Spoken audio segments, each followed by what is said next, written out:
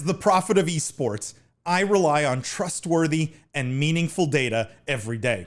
Data from our research partner YouGov offers the most complete view of esports fans and gamers in the world, providing context to who they are, what they think, the brands they buy, and things they do. YouGov's connected insights and research services inform strategy at every level. If you're a team, a brand, agency, or rights holder, you should be talking with YouGov. Their partners measure and maximize ROI and are telling compelling stories with data. Visit yougov.com/gaming-esports to learn more. So the chart here basically says this is they're polling online gamblers, right? So these are people who gamble online to begin with. And they asked them, you previously said that you've gambled online for money in the past 12 months. Which, if any of the following, have you done? Okay. And then the percentage of respondents are listed here. What's interesting, number one, lottery draw game. Number two, with 36%, placed a sports bet online. If you look at esports betting specifically, only 7% of online gamblers have said they bet on esports online. Is anyone? I'm surprised at this. It's a relatively low number. That's not bad when you're talking about the next one next to it's played fantasy sports. Like fantasy sports is quite a multi-billion-dollar industry, which so is obviously esports betting. So that's but doesn't it speak to the potential, I'm curious, Jeff? Just as an aside, I like how they have financial betting on there. Which one?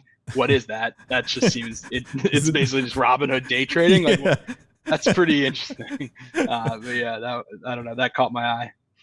But doesn't it speak to the massive opportunity around esports betting at how many more gamblers you can convert? Absolutely, yeah. I mean, I think it's great data. I was taking more of a positive spin on the current. I think you were taking it as 7% is pretty low, and that shows there's so much opportunity for growth, which on one hand is true. But I like Jimmy's initial take was, wow, it's the same as fantasy sports, which I think most people would have the perception that fantasy sports was a much bigger market than esports betting. So I think that's pretty cool. Anyone else have thoughts or insights on this? I can move on to our next one. No, I mean, I echo Jeff's sentiment. 7% only for fantasy sports betting. I personally feel like I know that 7%, like in my own personal circles. I thought that would be way bigger, but knowing how big that is and seeing that is what online esports betting is at, that's really impressive. And yeah, I think just going down the line, playing online poker. I mean, poker is a massive, and only 10%. Like, you're 3% off from online. Keep in mind, this is all massive. Age groups, all demographics, all countries, right? So obviously some are going to be bigger in certain demographics, certain age groups, right? This is the entire, call it, online gambling audience. You're right. In that context, it is quite a big number. That plays even more heavily in esports favor, because think about percentage of poker players who are old enough to bet on poker, right? Like, probably pretty significant. Esports is a relatively young audience that's aging all the time. That itself is just inherent growth here. Let me put up the second one here, guys. So this wait. Oh, before you do that, Lindsay. I just have a quick question for Jeff. I wanted to know, like, since you've been working on this, what the regulatory barriers are like, and if there's other countries where it's just been easier, and if that's why you think, because this is globally, so that 7% number could be high in places where there's not as many of those. Yeah, and Wen brought up that point in sort of the comments here around fantasy sports betting being really because sports betting has only been legalized in the last few years. Fantasy sports is kind of a U.S. phenomenon to some extent. But to answer your question more specifically, Lindsay, I mean, the regulations here in the U.S. are very nascent. Obviously, us at Esports Entertainment Group, we're still going through the process, and we'll be the first kind of esports focused sports book with a license in the U.S. So you can tell it's obviously very nascent. Globally, it's much bigger, particularly in like the Nordic regions. Latin America has a really mature esports betting market. So you are correct. And Wen also says poker being 10% and being crazy popular, especially in the pandemic, is interesting. Yeah. I mean, that's still a large number, right? Like if you're talking about the online gambling audience as a whole, 10% of that is still a huge number of just people. And Wen says, I think fantasy sports betting outside the US might be smaller. Yeah. And Jeff, I think, addressed that. It is definitely smaller outside the US. Let me bring up the second one here, guys. This second one it's talking about secondary motivators. So let me just read it. It says, when it comes to secondary motivators such as social aspects and the perceived ability to make money, these drivers are far more important among players of games of skill and other emerging gaming types such as financial betting, esports gambling, and fantasy sports. Okay, so what they asked here, they polled all online gamblers, and they said, which, if any, of the following have you done? And which of the following motivates you to participate in gambling for money online? Okay, and the two possible answers here were to talk about with family and friends, and it's a reliable way to make money.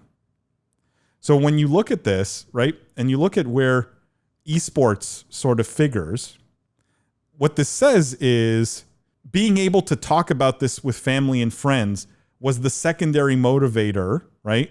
Was one of the motivations for 29% of people who are doing esports betting online.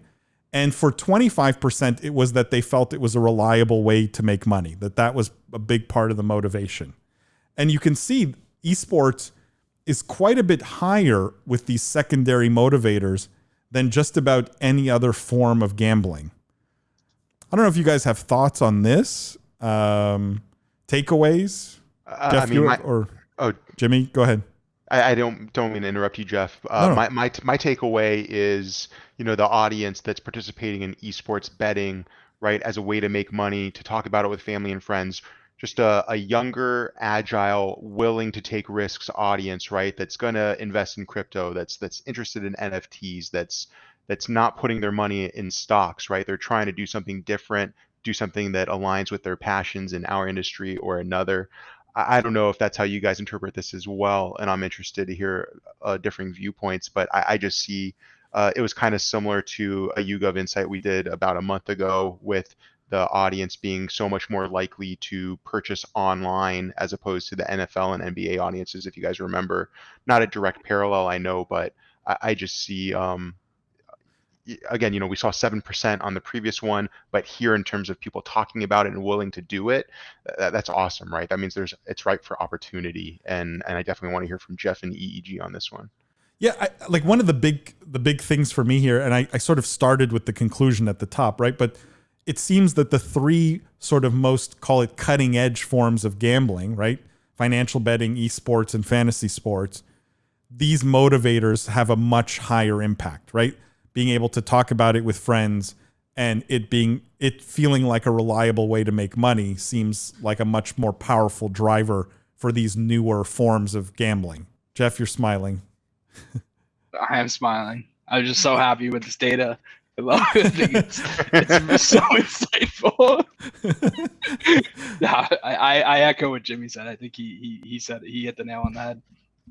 Yeah, I think the problem with data is it's almost too good. It speaks for itself. Like the insight is pretty obvious here, which is cool. Yeah, like if you're going to bet on areas of growth, right? These three seem to be, sort of head and shoulders above many of the others here. Yep. All right, let me open the third here, guys. We've got two more here. This one is talking about. Actually, this is the same. Hang on, sorry. 1 second. All right, this talks about age groups. So let me bring this up because I think this will shine an interesting light on some of the discussion we just had. And here, so again, I'll start with the conclusion. When broken down by products, younger cohorts skew towards the type of games where skill is at least part of the appeal. In particular, fantasy games, casino card games, and esports. Products where skill is very much a part of the culture. So, in other words, the younger that you are, the more you enjoy or think that a big part of the appeal is skill. And here again, they're talking to all online gamblers, but they've broken it down by age. Okay. And if you look at esports, for example, 10% of 18 to 24 have done it. But 12% of 25 to 34 have done it versus only 5% of 35 plus. Whereas you see casino, for example, skewing at least higher in that older age group, right? That these are the types of games that are more popular with younger gamblers, whereas the less skill-based games, so like online lottery draw, online lottery instant win, where 47% of 35 plus have done it, or 24% of 35 plus have done lottery instant win. So in other words, the 4 types of skill-based betting games, like esports, financial betting, where skill gives you a perceived advantage, is much, much more popular with younger gamblers. Is this just so deadly obvious to everyone? Data. I mean, yeah, this is something I literally would want to use for a slide for EEG, because I think it's kind of speaks to what we're trying to do with FanDuel and, you know, also with Vi, with esports betting. I mean, right. You know, part of me wants to make a joke that the young people haven't realized that they have no skill, so that's why they're so attracted to these skill games. Whereas you got the old veterans who are grizzled and realize they have no skill, so they're just sitting at the slot machines, you know, letting Lady Luck, you know, take them away. But it's great data. I mean, this is great insights. And I think like they're inversed, right? Like literally, right. It goes like all the skill-based games. It drops off as it gets older versus the non-skill games, it increases as it gets older, right? I think it just deadly obvious.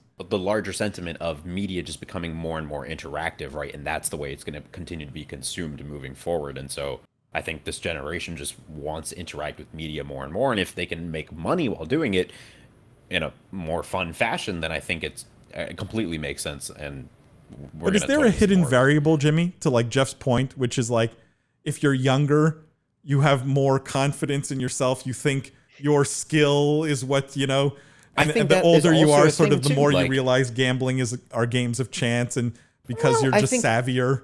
I think the older gamblers are people who are kind of stead in their ways. You know what I mean? They're not looking to change from what they know as gambling because they've kind of figured out the lay of the land. You know, if I do this certain thing, if I eat a breadstick on a Sunday, then the ticket's always hitting. You know what I mean? Like, there's no disputing that logic. But these youngins playing these games. Is that how it works? Do I need to go eat breadsticks on Sunday? On a Sunday, hey man, you'll never know unless you try it. Jimmy, you know what I mean?